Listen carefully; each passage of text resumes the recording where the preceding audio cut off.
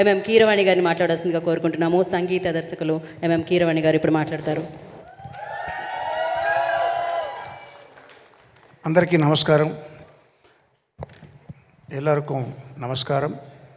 ಅನೇವರ್ಗೂ ವಣಕಂ. ಎಲ್ಲರಿಗೂ ನಮಸ್ಕಾರ. సబ్కు నమస్కార్. సరిగ్గా 32 రోజుల క్రితం ఇళయరాజా గారు ఈ ఊరికి వచ్చినప్పుడు ఒక సందర్భంలో అప్పుడు కలవడం జరిగింది. పాత్రికేయ మిత్రులందరినీ మళ్ళీ ఈరోజు కలుస్తున్నాను. చాలా సంతోషంగా ఉంది. అందరికీ కూడా శుభాకాంక్షలు, నమస్కారం.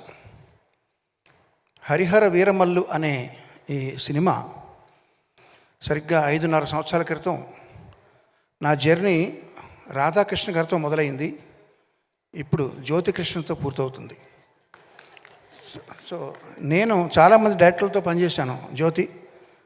సో చాలా తక్కువ మందిలో నేను చూసింది ఏంటంటే క్విక్గా డెసిషన్ తీసుకోవడం, అందులో వేవరింగ్ లేకపోవడం, ఒకసారి డెసిషన్ తీసుకున్న తర్వాత దానికి కట్టుబడి ఉండడం.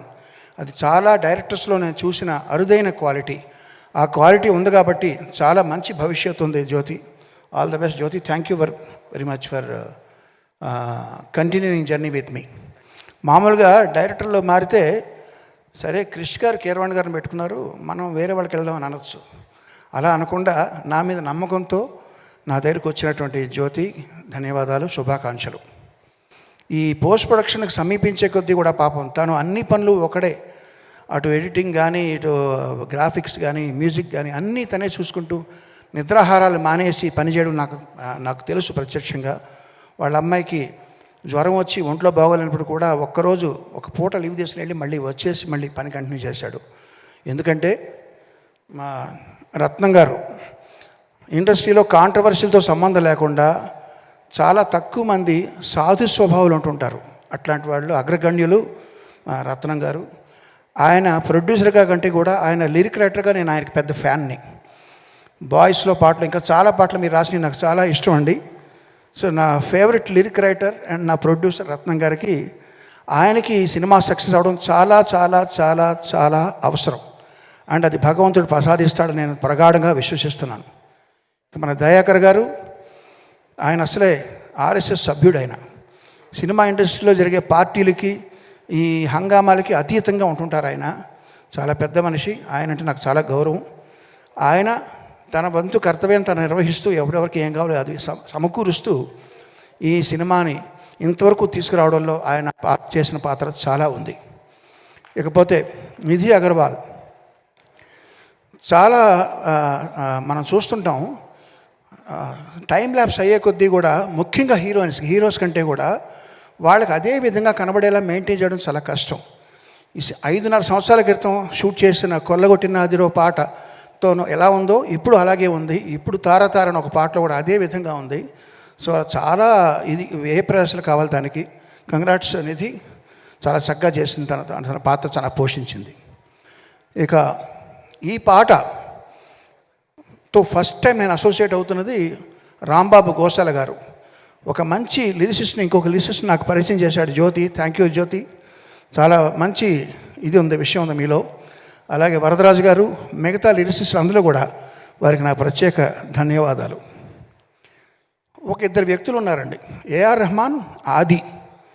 వాళ్ళలో స్పెషాలిటీ ఏంటంటే ఇట్లాంటి ఆవేశపూరితమైన పాటలు బాగా రావాలంటే కోరస్ పాత్ర చాలా ప్రధానం. ఇందులో మీరు గమనించారో లేదో సోలో వాయిస్ లేదు, మొత్తం అంతా కోరసే పాడారు. ఇదివరకు మేము ఒక పాట ఎస్పి బాలు, చిత్ర, బృందం అని ఇచ్చేవాళ్ళం క్రెడిట్స్. అలా కాకుండా వాళ్ళు కూడా టాలెంట్ ఉందని గుర్తించి వాళ్ళకు కూడా పేర్లు రావాలి ఆల్బంలో అని మొట్టమొదటిసారి ప్రయోగం చేసి అందరికీ మార్గదర్శకం అయిన ఏఆర్ రెహమాన్కి ప్రత్యేకంగా ధన్యవాదాలు. ఆ రీతిలో ఇక్కడ పాడిన సింగర్లు అందరూ కూడా ఒక్కొక్కళ్ళు సోలో పాడగలిగిన కెపాసిటీ ఉన్న వాళ్ళందరూ కలిసి వాళ్ళ శక్తిని ఇచ్చారు ఈ పాటకి. ఇక ఆది ఎవరంటారా, ఆడియోలో కోరస్ ఎలాగ శక్తి ఇచ్చారో మామూలుగా మేము ఒక రేంజ్తో చేసిన పాటని 100% నెక్స్ట్ రేంజ్కి తీసుకెళ్లాలంటే లిరికల్ వీడియో చాలా ఇంపార్టెంట్. ఆ లిరికల్ వీడియో అద్భుతంగా చేసిన ఆది అనే అబ్బాయికి కూడా నా ప్రత్యేక కృతజ్ఞతలు, అభినందనలు. అందరి గురించి మాట్లాడాను. ఇప్పుడు పవర్ స్టార్ పవన్ కళ్యాణ్ గారు ఆయన మీరందరూ ప్రేమగా పవర్ స్టార్ అంటే, నేను అనేది ఏంటంటే ఆయన మూర్తీభవించిన ధర్మాగ్రహం. ఆగ్రహం వేరు, ధర్మాగ్రహం వేరు. ఆగ్రహం మన అందరికీ వస్తుంది. మనల్ని ఎవరో పర్సనల్గా తిట్టినా, లేకపోతే మనకేదో అనుకున్నది జరగకపోయినా, మనం ట్రాఫిక్ జామ్లు ఇరుక్కున్నా, ఇవన్నీ ఆగ్రహం మన ప్రతి వాళ్ళకి వచ్చేది. ధర్మాగ్రహం అనేది సమాజం కోసమో, ప్రజల కోసమో, న్యాయం కోసమో వచ్చే ఆగ్రహం ధర్మాగ్రహం. అటువంటిది మూర్తీభవించిన వ్యక్తి ఆయనకి మాత్రమే సరిపడేలా తీర్చిదిద్దిన ఈ హరిహర వీరమల్లు స్టోరీ, ఇది ఆయన తప్ప ఇంకెవరు చేసినా రాణించదని నేను ప్రగాఢంగా నమ్ముతున్నాను. ఫస్ట్ టైం నేను ఆయనకి చేసే సినిమా కాబట్టి. ఇప్పుడు ఒక విషయం చెప్తానండి, నాలాంటి వాళ్ళకి, మన ఇక్కడ ఉన్న చాలామంది లాంటి వాళ్ళకి సక్సెస్ వస్తే బలం పెరుగుతుంది, ఫ్లాప్లు వస్తే కొంచెం డౌన్ అవుతాం. అంటే మన చలిమంట కాచుకున్నప్పుడు వాన పడితే ఆ మంట ఆరిపోద్ది, లేదా దాంట్లో కొంచెం పెట్రోలో లేదా కట్టెలో వేస్తే కొంచెం మంట పెరుగుతుంది. ఇలాగా జయాపజయాలతో సంబంధం లేకుండా దూసిపోయే కార్చిచ్చే పవన్ కళ్యాణ్. కార్చిచ్చు మీద ఎంత వాన పడినా అది ఆగదు. అది అట్లాంటి పవన్ కళ్యాణ్ గారికి చేసేటప్పుడు మనం ఎంత శ్రద్ధగా చేయాలి. ఫస్ట్ టైం చేస్తున్నాం, మంచి పేరు తెచ్చుకోవాలి. ఇది పైగా ఏఆర్ నరసింహన్ గారికి ఇది చాలా మంచి పేరు, డబ్బు తీసుకురావాలనే ఉద్దేశంతో బ్యాక్గ్రౌండ్స్ కూడా స్టార్ట్ చేసామండి. ఇప్పుడు రిలీజ్ అయిన ఇది 3వ పాట. ఇది కాకుండా ఇంకా 3 పాటలు ఉన్నాయి, ఇంకొక బిట్ సాంగ్ ఉంది, దానికంతా ట్రైలర్ ఉంటుంది. ఈ 3 పాటలు, బిట్ సాంగ్, ట్రైలర్ కలిపి 5 ఐటమ్స్ జూన్ 12వ తారీఖున ఎలా రిలీజ్ చేయాలి అనేది ఇప్పుడు నేను ప్లాన్ చేయాలి. అది తక్షణం మా ముందర ఉన్నటువంటి గురుతరమైన బాధ్యత. సో అది వారానికి 1 లేకపోతే వారానికి 2, చాలా ఇంకా 20 డేస్ ఉందా రిలీజ్. ఈ 20 డేస్లో మేము ఇది కాన్సన్ట్రేట్ చేయాలి. సో అదే మా కర్తవ్యం. సో పవన్ కళ్యాణ్ గారు ఇంకో విషయం చెప్తానండి. ఇందులో ఒక ఐటమ్ సాంగ్ ఉంది, తార తార అని ఐటమ్ సాంగ్.